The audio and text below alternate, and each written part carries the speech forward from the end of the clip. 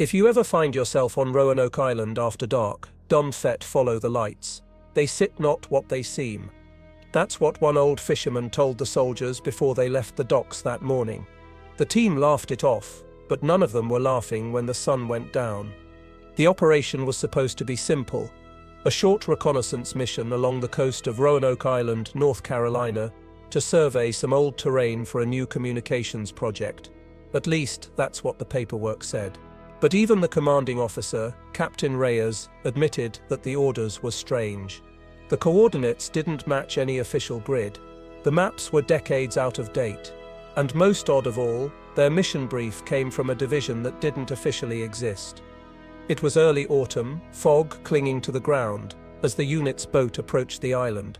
The men could see the tree line from miles away, thick black pines reaching upward like claws. Even the air felt heavier as they got closer, as if the island was wrapped in some invisible pressure. Private Jenkins joked, "This place looks like its set's been waiting for something." No one replied. When they landed, the team quickly realized the terrain was not what their maps showed. The coastline had shifted, and certain landmarks, like the old watchtower marked near the bay, simply weren't there. The GPS kept glitching, flickering between coordinates hundreds of feet apart. Compasses spun wildly, and the air was unnaturally still.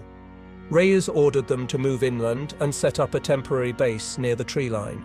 It was supposed to be a routine 2-day sweep, but from the very first hour, something felt off.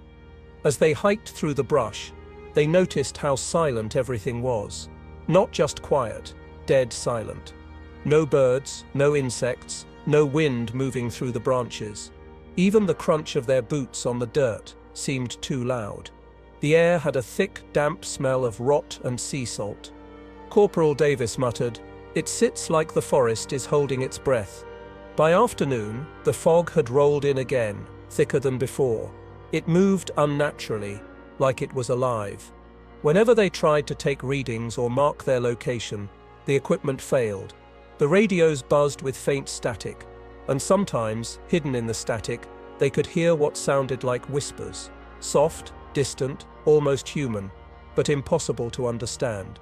Probably interference, Reyes said, though his voice betrayed uncertainty. When night came, they built a small campfire just beyond the tree line. The temperature dropped fast, unnaturally fast, and soon their breath came out in pale mist. They could barely see a few feet into the forest, only the shifting shadows of the branches. That's it. When Private Jenkins first heard it, the footsteps. At first he thought it was just another member of the squad circling the camp, but when he called out, no one answered. The steps stopped. Then, a moment later, they came again, slow, deliberate, circling just beyond the reach of the firelight. Jenkins raised his flashlight, but the beam hit nothing but trees. He took a step forward, squinting into the fog. The static in his radio grew louder, almost like it was reacting to something nearby. Then, through the noise, came a faint whisper. "Don set look for them." Jenkins froze. "Captain, did you hear that?" he whispered. But the others only looked at him blankly. None of them had heard a thing. They spent the night wide awake, huddled close to the fire. Every so often, they'd catch glimpses of movement in the fog, faint shadows shifting, too tall, too still. Reyes tried to call base command for a status update, but the radio returned only garbled static and half-formed words that didn't sound human. By morning, their morale was already breaking. The fog hadn't lifted. The trees seemed closer, tighter, as if the forest had crept in during the night. The boat on the shoreline, the one they'd used to arrive, was now sitting in shallow water, half covered in algae, as though it had been there for years. Jenkins said it best. "It sits like time doesn't move right here." Still, they pressed on. They had their orders, and no soldier wanted to be the first to admit fear.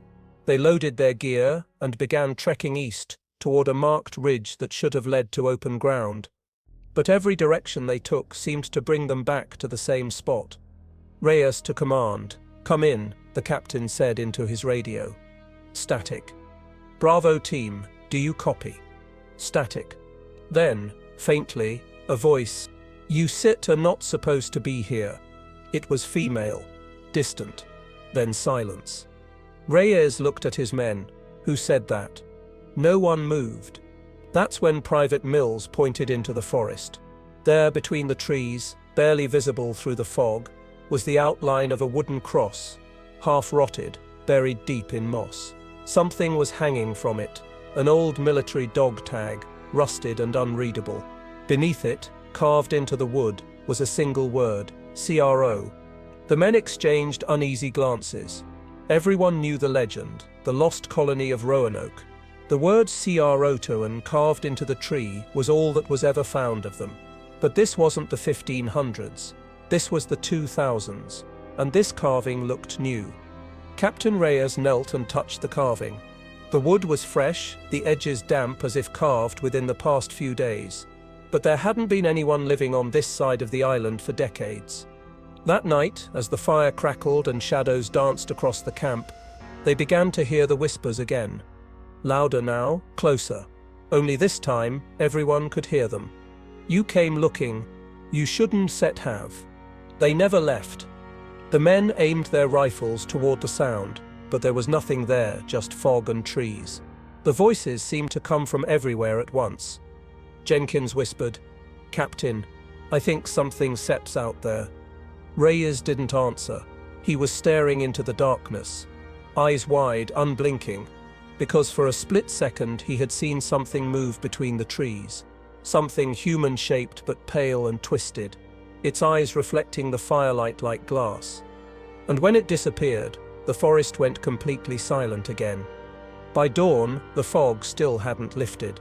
The soldiers woke up to find the air thick with cold mist and a smell of wet soil mixed with salt, as if the ocean itself was bleeding into the woods. The fire had died, but none of them remembered falling asleep. It felt like the night had simply vanished in an instant, leaving them trapped in a dream that refused to end. Captain Reyes checked his watch. It was dead. Every piece of digital equipment had stopped working overnight. GPS, offline, radios, static. Even their wrist compasses spun endlessly, pointing nowhere. Private Jenkins muttered, "It sits like the island doesn't want us to leave." No one argued.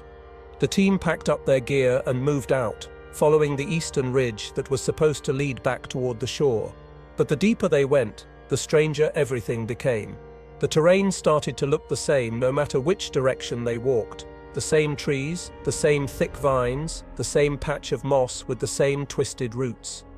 After 2 hours of walking, they stumbled upon a set of their own boot prints in the mud, fresh. The realization hit all of them at once. They weren't moving forward, they were walking in circles. "Impossible," Reyes said, staring down at the tracks. "We've been heading east the whole time." "Maybe we're disoriented," Davis replied, his voice shaking. Reyes shook his head. "No, something's wrong with this place." They tried to change direction. They even marked trees with their knives, long slashes across the bark to prove where they'd been. But 20 minutes later, they found those same trees again, except now, the slashes were gone. The forest had somehow erased them. It wasn't just visual confusion. It was like the island itself was folding in on them, trapping them in a loop. The sunlight couldn't break through the canopy. Everything was grey and dim.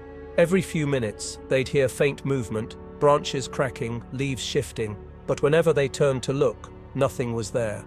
Then came the voices again, faint, childlike, laughter echoing far away through the mist. Private Mills spun around, weapon raised. "Who's there?" he shouted. The laughter stopped instantly. Reyes ordered silence. They stood perfectly still, listening, and that's when they noticed it.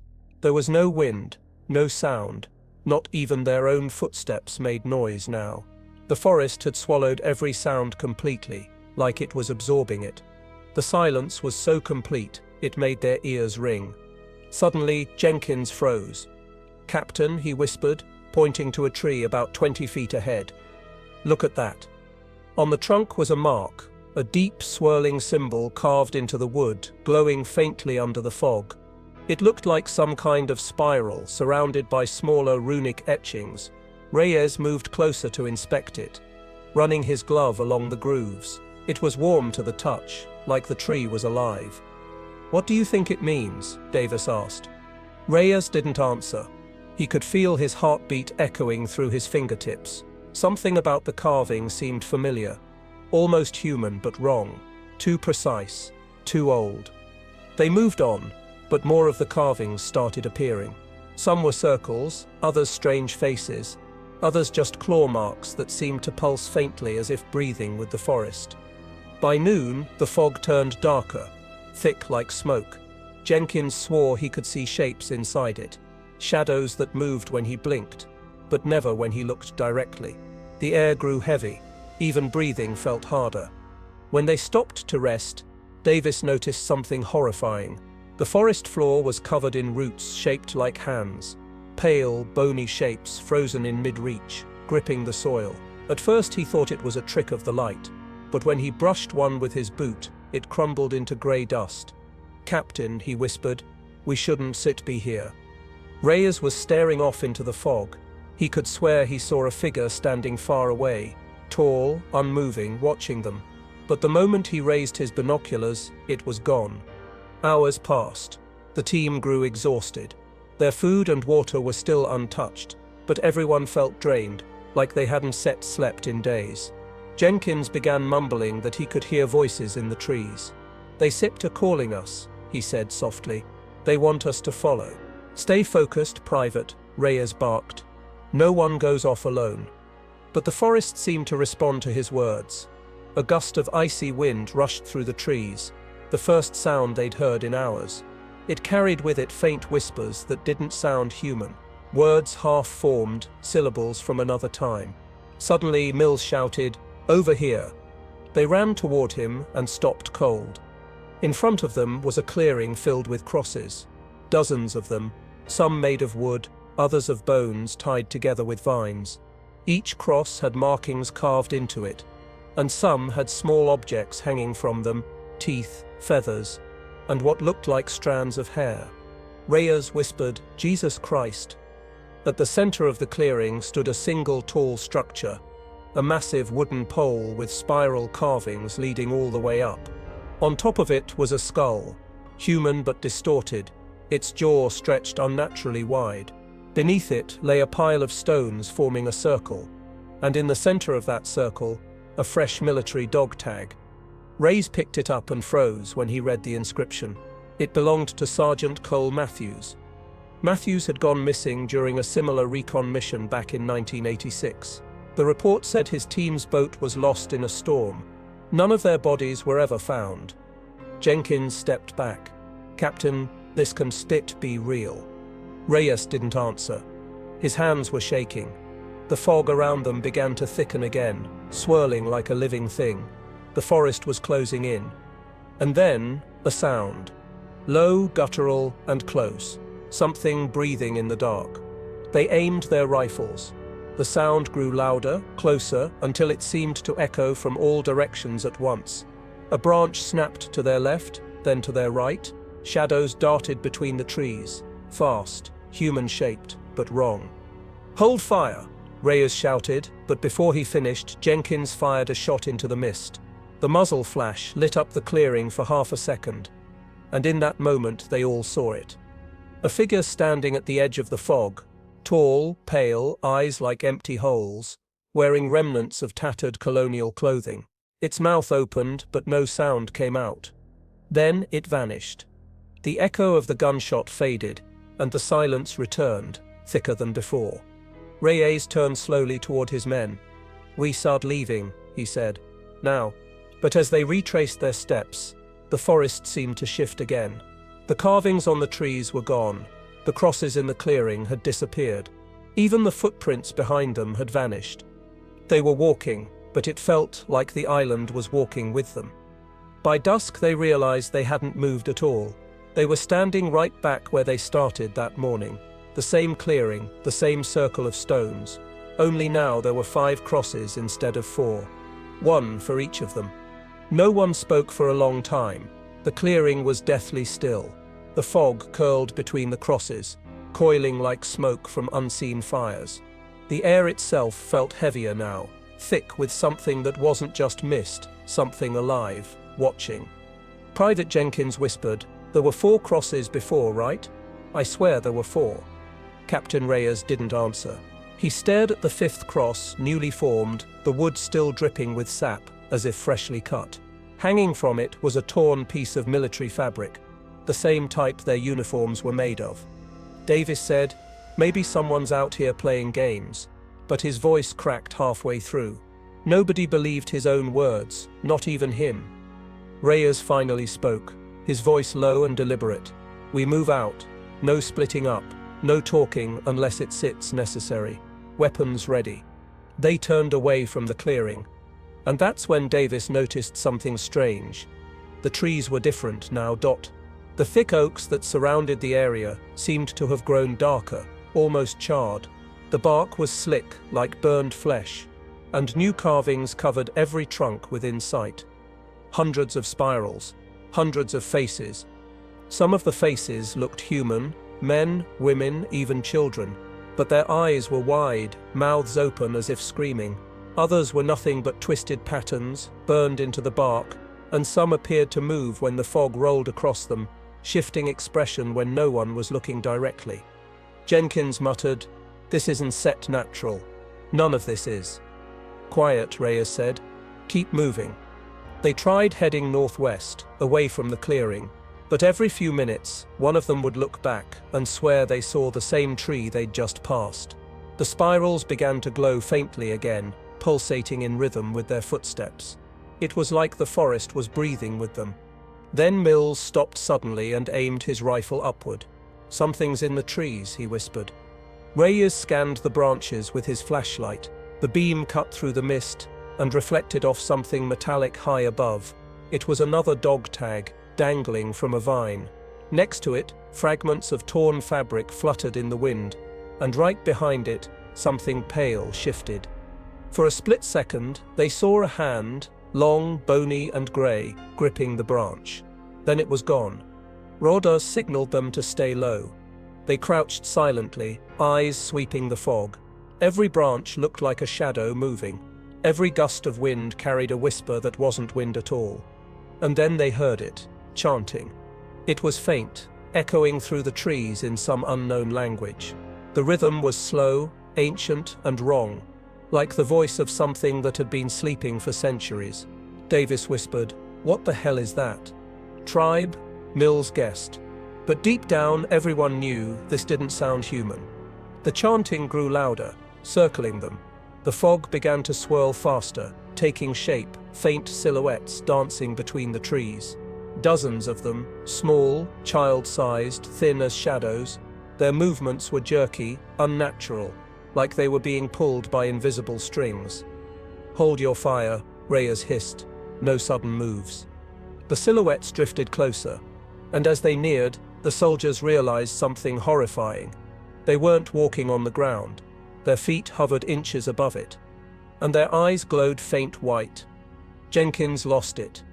"Get back! Get back!" He fired into the fog.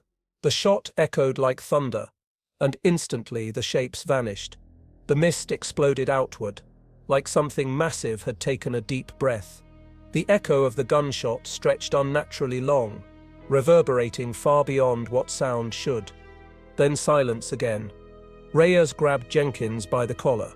"You shoot without my command again, and I swear," but he didn't finish, because over Jenkins' shoulder he saw something that made his words die in his throat. Behind Jenkins, one of the carved trees was bleeding. A slow trickle of dark fluid oozed from the grooves of the spiral. It ran down the bark, pooling at the roots. The glow faded, replaced by a dull red pulse, as if the tree itself had veins. Mills whispered, "This place is alive." The forest groaned, a low, deep creak that vibrated through the ground. The soldiers stumbled back, looking around as the trees seemed to shift positions, leaning inward like they were listening. The ground began to move beneath them, roots crawling like snakes, coiling around boots and ankles. Reyes shouted, "Move! Move!" They ran through the mist, breaking branches, stumbling over roots, hearts pounding. The chanting returned, louder, closer, filling their heads. The forest blurred together in greys and blacks, until suddenly the mist parted, and they burst out into another clearing. But this one was different. At its center stood what looked like an ancient wooden totem, over 10 feet tall. The carvings were the same spirals and symbols, but there were also faces carved into it, hundreds of them. Some looked old, weathered by time. Others looked fresh, and near the base of the totem, something moved. A man, or what used to be one. His skin was pale blue, his clothes rotted military fabric from decades ago. His eyes were hollow pits. He turned his head slowly toward them, bones creaking like dry wood. Reyes stepped forward cautiously. "Identify yourself." The figure tilted its head, and when it opened its mouth, a rush of cold air burst out. Then it spoke, in a voice that wasn't such its own. "You should not have come." Jenkins screamed. The figure lunged forward, impossibly fast. The soldiers opened fire, bullets ripping through the air. But when the smoke cleared, the thing was gone. Only the totem remained, and the spirals now glowed blood red. The forest fell silent again, but the carvings began to hum, low and steady. The sound vibrated through their chests, a deep, ancient rhythm like the heartbeat of the island itself. Davis fell to his knees, clutching his head. "Make it stop. Please make it stop." Reyes grabbed him, pulling him back to his feet. "Stay with me, soldier." But Davis wasn't looking at him, he was staring past him, eyes wide with terror. Behind Reyes, new carvings were appearing on the trees, burning themselves into the bark right before their eyes. Spirals forming out of glowing red light, each one more violent, more erratic than the last. And then they realized the symbols weren't random. They formed shapes, letters. The carvings were spelling words. "We remember. We never left." Reyes shouted for them to move again, but the forest was shifting, paths closing, trees twisting together to block their way. Jenkins fired another shot, and for a split second, the light illuminated something massive moving between the trees. Not a man, not an animal, something with long limbs, a distorted spine, and glowing eyes set too far apart. The soldiers ran. None of them looked back. Branches tore at their faces, shadows chased their footsteps, and the chanting now turned into screaming, hundreds of voices crying out from nowhere. When they finally stumbled out onto a rocky ledge overlooking the ocean, Reyes stopped, gasping for air. The fog rolled below them like a living sea. The sound of the forest behind them grew quieter, but the carvings still burned faintly on the trees along the cliff. Reyes looked back one last time, and saw the same figure from before standing among the trees, watching. Still. It raised one pale hand and pointed toward them, then slowly drew a spiral in the air.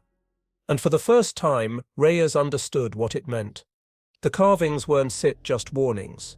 They were invitations. The soldiers stood on the cliff's edge, staring into the ocean fog that stretched endlessly beneath them. Waves crashed somewhere below, but the sound was muffled, like they were trapped inside a dream that refused to wake.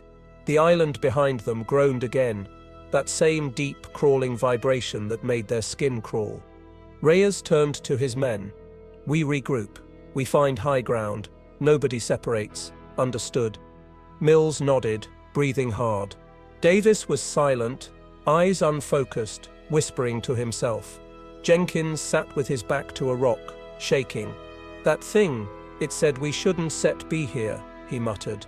"We shouldn't set have come." Reyes crouched beside him. "We set for finishing what we started. Command sent us here for answers. We set going to find them." But even as he said it, he knew those words were empty. Command couldn't help them now. The radio was dead. The compass spun in circles, and the map no longer matched the land. It was as if the island itself had rewritten its own shape overnight. They followed the ridge east, hoping to find the extraction point or anything that resembled civilization. But as the fog thickened again, strange shapes began to appear below them. Wooden rooftops, collapsed huts, the outline of what looked like a village. "Sir," Mills said, pointing. "There's set something down there." Reyes squinted through the mist. The structures were old, centuries old. The roofs were made of rotted logs, the walls sunken into the earth. No lights, no movement, just silence. Let's move, he ordered. They descended carefully down a narrow, twisted path that coiled between sharp rocks. The closer they got, the colder it became. Every breath turned white, frosting the edges of their helmets. When they reached the bottom, the fog parted just enough for them to see it clearly. A ghost village, swallowed by time. Old cabins tilted sideways, half buried in mud. Rusted pots, broken tools, bones. Everything looked abandoned for centuries, yet the ground was covered in fresh footprints, small, human footprints, leading between the huts. Reyes raised his hand, weapons up. They moved quietly through the ruins. The smell of rot and wet wood filled the air. Then Davis stopped. "Sir," he said softly, "look." A sign hung from one of the crumbling cabins. The wood was black with age, but the letters were carved deep, CRO tone. The name hit them like a thunderclap. Jenkins swallowed hard. "That SIP's the word they found carved into the trees, the one from the Roanoke colony." Mills looked around nervously. That was hundreds of years ago. "How is this?" A scream cut him off. It came from somewhere deeper in the village, high-pitched, human, echoing off the cliffs. They turned toward the sound, weapons raised, hearts racing. Reyes motioned silently and moved forward. The scream had already stopped, replaced by the sound of something dragging across wood. Slow, deliberate, heavy. As they neared the center of the village, the fog thickened again, swirling around them. And then they saw it, a massive wooden structure, taller than the huts, its entrance marked with the same spirals carved into the trees. The doorway was sealed with rope and bone charms that rattled faintly in the wind. Davis whispered, "Sir, maybe we don't sit." Reyes cut him off. "We came for answers. We sit getting them." He stepped forward and cut the ropes with his knife. The moment the last one snapped, a gust of freezing air poured out, carrying the smell of something long dead. They entered with flashlights raised. Inside, the walls were covered in drawings, crude symbols, spirals, and stick-like figures surrounding a large circular shape. In the center of that circle was something that looked like a sun, except the rays pointed inward. Below it, painted in what could only be blood, were dozens of handprints, some small like a child's, others long and distorted. Mills whispered, "What is this place?" Reyes scanned the room. A shrine, or maybe a warning. Then Davis stumbled over something and fell. When Reyes helped him up, his flashlight caught what he'd tripped over, a pile of skulls. Each one had its eye sockets carved into spirals. The air grew colder. The ground trembled slightly beneath their boots. Somewhere outside they heard movement, footsteps circling the hut. Slow, many of them. Jenkins peeked through a crack in the wall. His face went pale. "They sanctuary here." Shapes moved in the fog outside, human-sized, but their outlines were blurred, almost melting into the mist. They moved in a circle, whispering, the same chant from before. Reyes signaled for silence. He gestured toward the back of the hut, a broken section of wall. "Out, now." They slipped through the gap and crawled behind a collapsed fence. The chanting grew louder. The fog shifted, and for the first time, the soldiers saw the figures clearly. They looked like people, or what used to be people. Pale, hollow-eyed, their skin stretched tight, covered in ash and markings. They were wearing remnants of old colonial clothing, tattered and soaked in mud. But their faces were wrong. Their mouths were sewn shut with something black. One of them raised its hand, and in that moment, the chanting stopped. The silence that followed was worse. Then the figure slowly pointed toward the hut they'd just left. A moment later, the door burst open and a gust of wind roared out, carrying with it the sound of hundreds of whispers. Jenkins clamped his hands over his ears, screaming. Davis fell to his knees again, crying out. Mills shouted, "We need to go." They ran through the village, dodging collapsed huts and shadowed figures emerging from every direction. The mist swirled violently now, glowing faintly red. Every time they looked back, the village seemed closer, as if it was moving with them. Reyes shouted into the fog, "Command, "This is Alpha Team. We need extraction." No response. Only static. They stumbled out of the village and into another clearing, the same clearing with the 5 crosses, only now there were 6. Jenkins collapsed, sobbing. "It sits marking us," he whispered. "It sits marking every time we lose one." Reyes turned. "Where sips Davis?" No answer. They scanned the fog, calling his name, but he was gone. Only the echo of his voice remained, repeating faintly in the mist. "We shouldn't stet have come." And then they saw it. At the base of the 6th cross, Davis's dog tag, glistening in the dim light. The chanting began again, faint but closer. The soldiers backed away slowly, guns trembling in their hands. Reyes whispered, "We're stuck not dealing with survivors, we're stuck dealing with what sep's left of them." As they turned to run, the camera on Mill's shoulder flickered, capturing one last image, a shape standing behind the 6th cross. A human form with eyes like frozen glass. Watching, waiting. The mist swallowed them whole. The wind howled through the trees as the 3 remaining soldiers pushed deeper into the forest. Their breath came out in short, sharp bursts, fogging the air in front of them. The temperature had dropped fast, too fast. Frost now covered the ground, clinging to every root and blade of grass like a shroud. The forest had gone silent again, but not in a peaceful way. It was the kind of silence that waits, that listens. Reyes led the way, his flashlight beam cutting through the mist like a knife. Mills followed close behind, his camera now hanging loosely against his chest, still recording though no one had checked if it was even working. Jenkins stumbled last, mumbling under his breath, shaking his head. His eyes darted between the trees, following shapes that weren't there. "Keep moving," Reyes said quietly. "We just need to reach the ridge again. The radio signal set stronger up there." But none of them truly believed they'd make it that far. They'd been walking in circles for hours.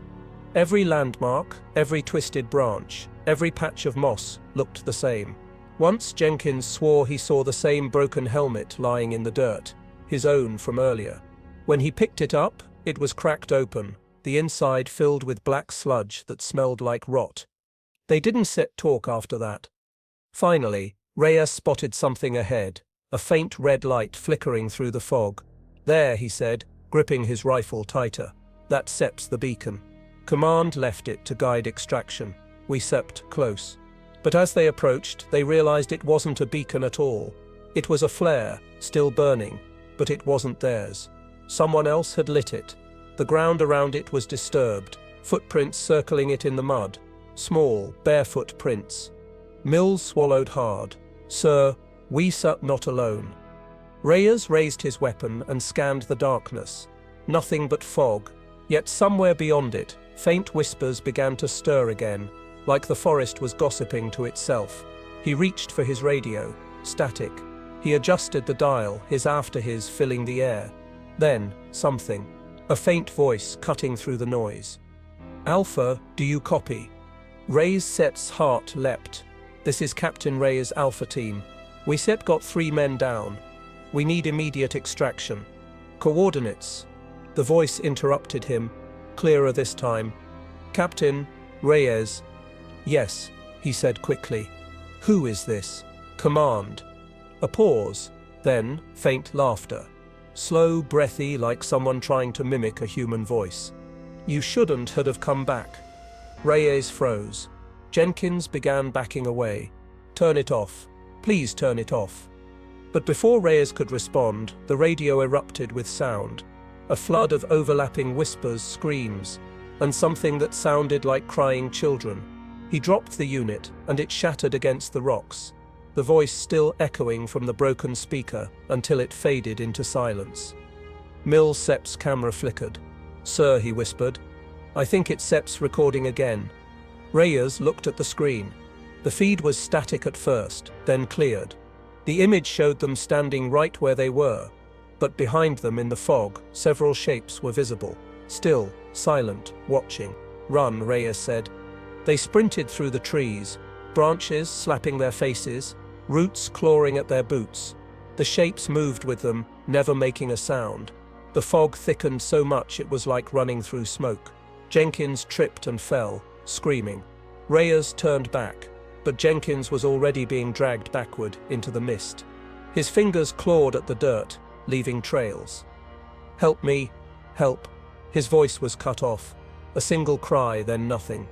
Reyes aimed into the fog and fired. The flash illuminated something just long enough to see it. Tall, thin, its face a blur, its hands long enough to touch the ground. When the smoke cleared, Jenkins was gone. Mills stumbled to Reyes' side. "We need to get out, now. It's Set's following us." They ran again until finally the trees opened into another clearing. But this one was different. The ground was black and cracked, and in the center stood a tall wooden structure, the same totem they had seen before, only now larger, rebuilt. Around it, bodies hung from the trees, wrapped in vines, their faces hidden by masks made of bark. Mills whispered, "This is where they bring them." Reyes didn't respond. He was staring at the base of the totem. There, half buried in the dirt, was another radio, old, rusted, the same model used decades ago. Its light blinked faintly. He knelt and picked it up. "This is Captain Reyes. If anyone is hearing this, we Set are trapped near the old Roanoke ruins. The Set something alive here. It isn't Set human." His voice trembled as he spoke. "If anyone gets this, don't Set come looking for us." Mills aimed his camera at the trees. "Sir, we Set being surrounded." Reyes turned. The fog was closing in again, this time faster, thicker. Dozens of silhouettes moved within it, slow, circling, whispering. The chanting began once more, now a rhythmic pulse that shook the air. The voices blended together into something like words. "We remember. We never left. You came back." Reyes fired into the fog, screaming for them to stay back, but it was useless. The bullets disappeared into the mist, as if swallowed by water. The chanting grew louder, the ground trembled again, and the air turned freezing cold. Mills dropped to his knees, clutching the camera. "They sit here, sir, all around us." Something brushed Reyes' shoulder. He spun, aiming his rifle, but there was nothing. Then a whisper right next to his ear, "Join us." The air turned heavy, pressing against his chest. He couldn't breathe. The fog swirled violently, wrapping around him like hands. He saw faces in it, pale, hollow eyes, gaping mouths, hundreds of them, drifting closer. He shouted, "Mills, run." Mills didn't move. His camera was pointed at Reyes. His eyes wide. "Sir," he whispered, "look at your shadow." Reyes turned. Behind him, cast against the fog, was a massive silhouette that wasn't his own, taller, with limbs that bent the wrong way. It loomed over him, reaching. The camera caught everything. A flash of movement, the sound of a scream, then static. Hours later, the last transmission from Alpha Team played through Command's monitors. It was faint, distorted, almost buried under static. "Donsit, come here." Then silence. The feed cut to black. When the rescue unit finally arrived days later, they found no signs of Alpha Team, no equipment, no bodies, only a camera lying beside a wooden cross, one more than before. And carved into the base of that cross were the words that had haunted the island for centuries. "We never left." The rescue chopper touched down on Roanoke's northern ridge just after sunrise. The wind from its rotors tore through the fog, scattering it into curling ribbons that clung to the trees. The air smelled of salt and decay. Lieutenant Harper stepped out first, her boots crunching on frozen leaves.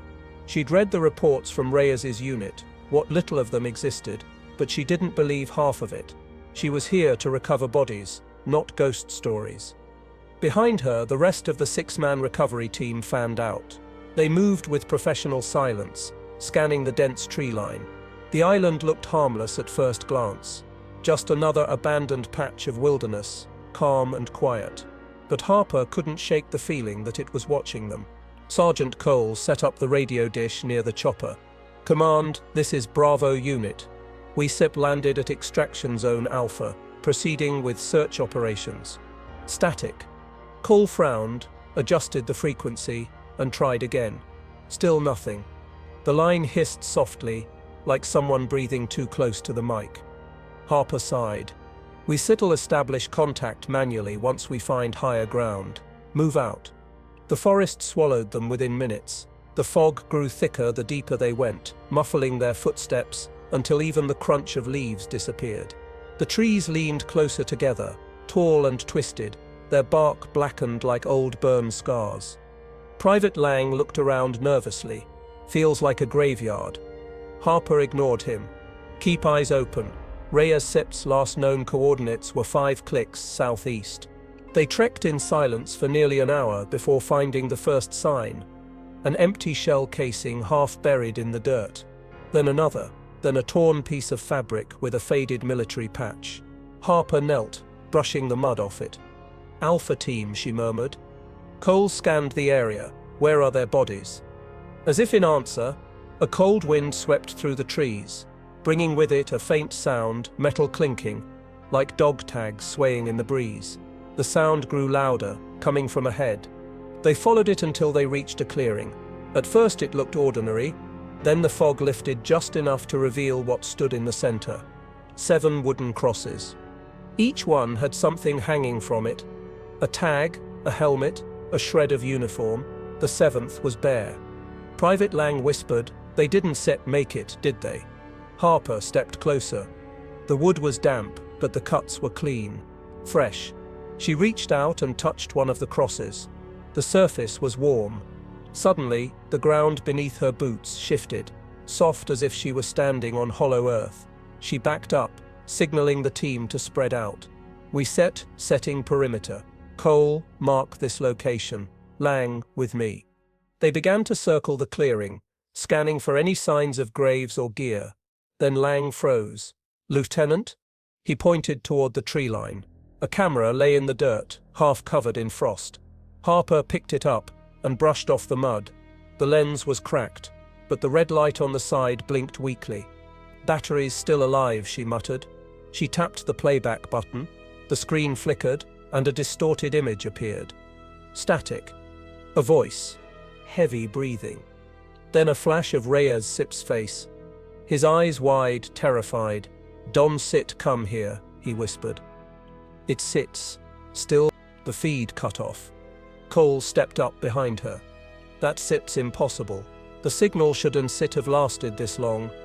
Harper Sip's hand trembled as she turned off the camera. "Bag it. We'll review the footage back at base." As they prepared to leave, the wind shifted again. This time it carried something else. A faint echo of voices, somewhere deep in the woods. It wasn't Sip the wind. It wasn't Sip the sea. It was whispering.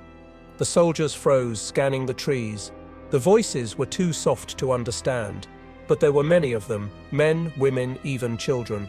Lang aimed his rifle into the fog. Movement at 9:00 o'clock.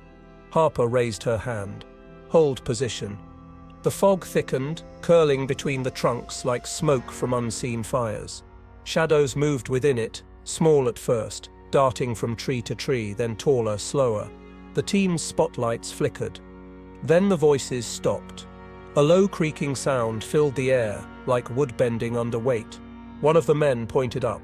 "Lieutenant, look." Dozens of vines hung from the branches above. At the ends of those vines dangled shapes, human silhouettes.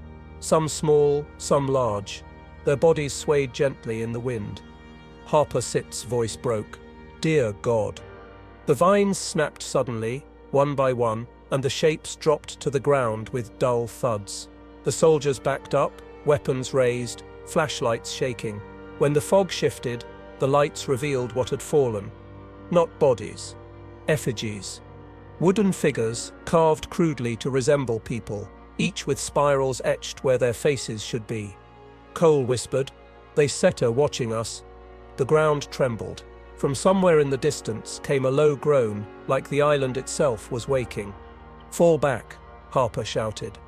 They ran toward the ridge, but the forest twisted around them. Paths that were open moments ago were now blocked by trees. The compasses spun wildly. The radio screeched with static.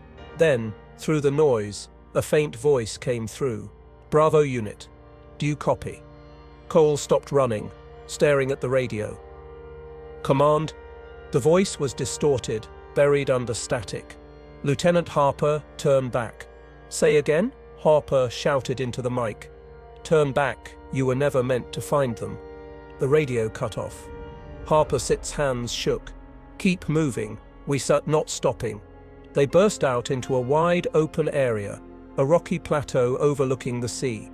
Relief washed over them. The chopper was visible in the distance, its red light blinking faintly through the fog. But as they approached, something was wrong. The air smelled of smoke. The grass around the helicopter was burned to ash, and the pilot's seat, empty. Cole walked slowly toward it. Where sits the pilot? A voice answered from the fog behind them. He joined us. Every gun snapped up. The fog parted, and there stood Captain Reyes. His uniform was torn, his skin pale, his eyes completely white. Harper froze. Reyes? He smiled. You shouldn't have come. Before anyone could react, the fog surged forward like a wave, swallowing everything in an instant. The radio screamed. The camera fell to the ground, and the final transmission from Bravo unit was nothing but static and faint laughter. When Command reviewed the footage weeks later, they found only fragments, blurred images of faces, crosses, and fog. But in the final frame, before the tape cut to black, 7 new crosses stood in the clearing.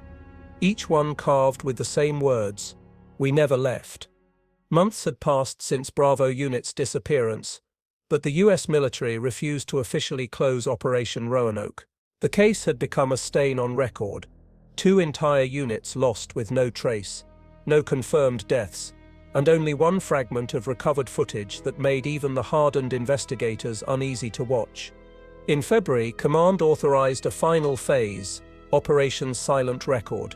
This time there would be no ground teams, no direct insertion, only drones, high-altitude scans, and one classified research group tasked with analyzing every scrap of recovered data. Dr. Maren Ellison, a civilian linguist and codebreaker, was among them. She was brought in after audio experts failed to explain the whispers captured in the last recordings. What everyone dismissed as static seemed to contain structure, patterns, rhythms, even repetition. On her 3rd night at the base, Ellison sat alone in the dim-lit lab, replaying the audio again and again. The voices weren't random. They were speaking in Old English, words used by the first Roanoke settlers more than 400 years ago. She leaned forward, scribbling down the translation. "Leave not the forest. The watchers are awake." Her blood ran cold. She played the file again, slower this time. More words emerged beneath the layers of distortion.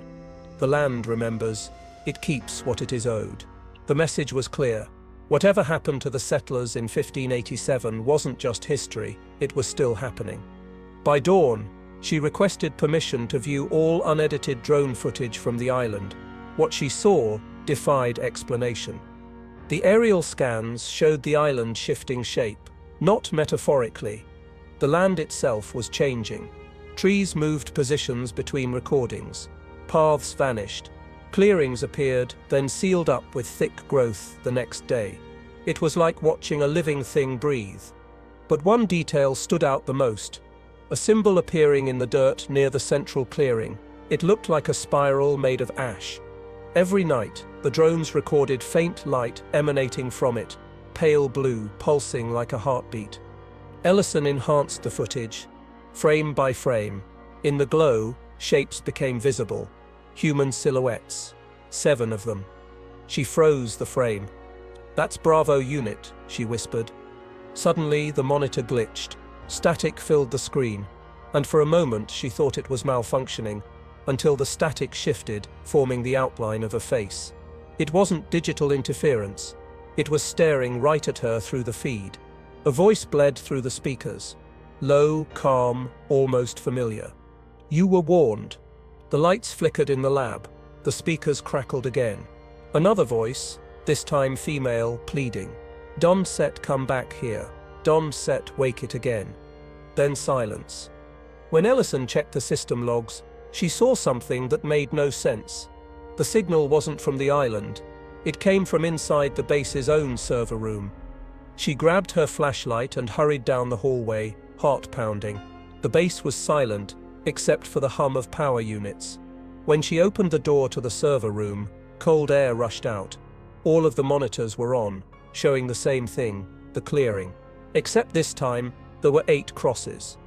Her reflection appeared on one of the screens, and behind her, in the monitor's background, stood the same dark silhouette from the footage. She spun around. Nothing. That was the moment she realized the truth. The island wasn't just haunted. It was spreading through signals, through transmissions, through any attempt to record or remember it. Operation Roanoke hadn't failed because of poor planning. It had failed because the soldiers had become part of the island's memory. Ellison destroyed the local drives and tried to warn command. But by then, the system had already transmitted data to off-site servers. The files had been auto-synced across several bases. Within days, every analyst who viewed the footage reported the same thing: whispers in the walls, shadows moving near their reflection, faces flickering in the screens for a split second. One officer, before disappearing himself, left a note on his desk. "It sips not the forest that hides them. It sips the story." A week later, the island was declared off-limits. Every document related to Operation Roanoke was locked under Level 5 clearance. The official report stated, "Unexplained environmental hazards." But late at night, Ellison kept hearing that faint static again, even though every speaker in her lab had been removed. The last recording from her workstation, recovered weeks after she vanished, captured her voice whispering, "The Watchers are awake again." Then came the sound of wind, soft footsteps, and the faint click of a camera turning on. The final frame shows the same clearing, the same fog, and 9 crosses, each one perfectly aligned, each one marked with a date. The newest March 3rd, 2025. And below it, carved into the wood, were the same words repeated over and over, like a prayer or a warning. "We never left. We never left. We never left."